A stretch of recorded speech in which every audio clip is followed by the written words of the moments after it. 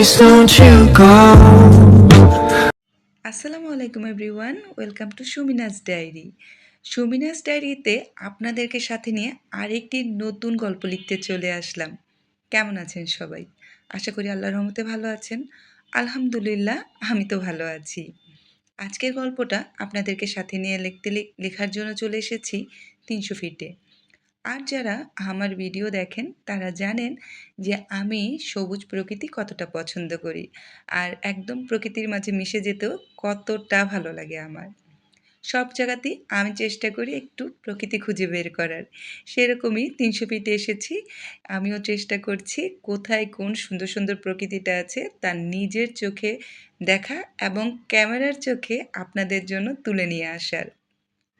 এই তো এখানে আশেপাশে এমনি এমনি কিছু ফুল টুল হয়ে নিচ্ছে। এগুলোই যেন আমার একটু শান্তির প্রশান্তির একটা বড় কারণ হয়ে দাঁড়ায়। এগুলো আমার খুব ভালো লাগে। তো এই তো আমরা তো রাস্তার পাশেই প্রকৃতি উপভোগ করতে আমরা কিন্তু বসে পড়েছিলাম। কিছুক্ষণ বসে থেকে ফুল, তারপর ফড়িং দেখলাম। ফড়িং ছোটাছুটি করতেছিল। এই জিনিসটা খুব বেশি বেশি ভাল লাগতেছিল। তো সেগুলোই দেখতেছিলাম। আর তাছাড়া এই যে এখন এটা কি ফুল বলে? অনেকে বলে উম কি নামে জানি সবাই ডাকে, আমার মনে নেই। এই ফুলগুলো কিন্তু প্রায় জায়গাতেই দেখা যায়, ফুটে থাকে। আর এই যে ৩০০ ফিটের যে লেক আছে, লেকগুলোতে মামারা বসে বসে কি সুন্দর মাছ ধরতেছে। তো আপনাদের ভাইয়া কি মাছ ধরছে সেটা দেখতে গেছিল। তারপর এখানে আরেকটু সামনে আসতে দেখলাম কিছু স্বর্ণলতা। এই স্বর্ণলতা আগে না আমি চিনতাম না। আমার মা বলত, "স্বর্ণলতা পেলে নিয়ে এসো তো।" তখন আমি ভাবতাম স্বর্ণলতা কী?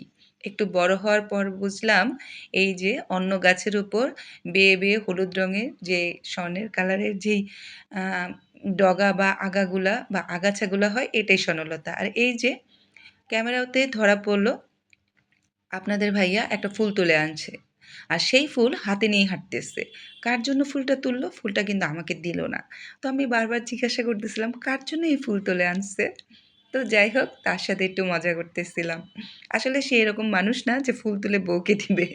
তো যাই হোক, সবাই তো আর একরকম হয় না। আমি অবশ্য এটা বুঝি। ফুল তুলে নিয়ে আসছিল। তো আমরা হাঁটতে হাঁটতে আ বসুন্ধরা গেটটা পার হয়ে আরেকটু সামনের দিকে চলে আসছি। তো এইদিকে এসে এই যে বসুন্ধরার ভিতরে ওদের যেই আ রেস্টুরেন্টটা আছে ওখানে বসেছিলাম। খুব সুন্দর আ আলো ছায়ার একটা প্রতিফলন পানিতে পড়ছে, ওইটা দেখতেছিলাম। তারপর হাঁটতে হাঁটতে আমরা ফুটওভার বা ফ্লাইওভারটার উপরে একটু অ আসলাম। এখান থেকে কিন্তু ৩০০ ফিটটা দেখতে খুব সুন্দর লাগে। আর যেহেতু ওইদিন আকাশটা খুব সুন্দর ছিল, খুব সুন্দর নীল ছিল। আ আর লাইটের আলো সবকিছু মিলিয়ে দেখতে পরিবেশটা খুব বেশি ভাল লাগতেছিল, চমৎকার লাগতেছিল। আর ভিউগুলো কি আর বলবো? ৩০০ ফিটের ভিউ এমনি তো আ অনেক বেশি সুন্দর, ভাইরাল প্লেস বলে কথা। আপনি সেই নীলা মার্কেট যান আর ৩০০ ফিটে যেখান থেকেই দাঁড়ান, একেক জায়গার একেকটা নিজস্ব সৌন্দর্য আছে এবং প্রতিটা সৌন্দর্যই খুবই দৃষ্টিনন্দন। তো সেটাই আমরা একটু ব্রিজের উপর থেকে দেখছিলাম। উপর থেকে দেখতে ভালোই লাগে। তো এই সুন্দর পরিবেশটা আমার কিন্তু অনেক বেশি ভাল লাগতেছিল। তো যেহেতু ঘোরাঘুরি করছি, এখন একটু তো খাওয়া-দাওয়া করতেই হয়, তাই না? তাই ৩০০ ফিটের সাইডেই যে ফুচকাগুলা বিক্রি করে, ওখানে বসে পড়ছিলাম ফুচকা খাওয়ার জন্য। যদিও এখানকার কোনো খাবারই আমার কখনই খুব বেশি ভালো লাগে না, কেন জানি।